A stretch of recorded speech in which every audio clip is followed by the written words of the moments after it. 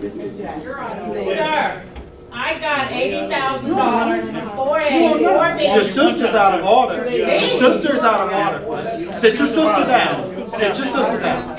And I will get that forensic audit that and hush your mouth then. From the crowd, you heard the former school board president of Hearne, who is the sister of that city's mayor. Behind the council dais was the mayor and a council member pointing fingers and yelling at each other, telling folks to sit family members down, to hush. All this as questions of handling of taxpayer money in that city continues. So Hearne residents, those are your leaders. And tonight, through that back and forth and a little bit more, they discussed a couple of issues, or at least they tried. News 3's Whitney Miller was at the meeting. She's at the news center with more. Whitney?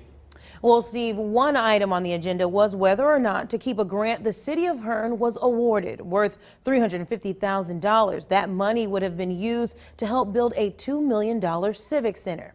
Those in favor? Those opposed?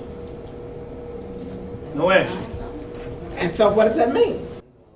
Well, the motion to reject the grant was deadlocked 3-3. That includes a vote from the mayor. Councilmember Roderick Jackson told the board that he opposed the grant because he thinks the federal funds could be revoked if the city were audited by the government. Because we did not do what we needed to do to get it. Yes, documents were signed, but they wasn't done properly. Now, that's my set on it.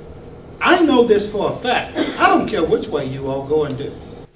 But Councilmember Emmett Aguirre says the funds are necessary because building a civic center would promote tourism and economic growth for the city. And he believes that killing the grant would kill any hopes of building the center. Well, it's a lot of money to finance. None of the money is coming from property tax or any other light bills or any other taxes being imposed on the citizen. The only time that you would contribute is if you rented a hotel room and the city receives a portion of that tax. If we have $350,000 in our hand, and we have $140,000 from the county now, and I say promissory notes now, okay, we don't have it in hand right now, but it will be there, then why throw it away?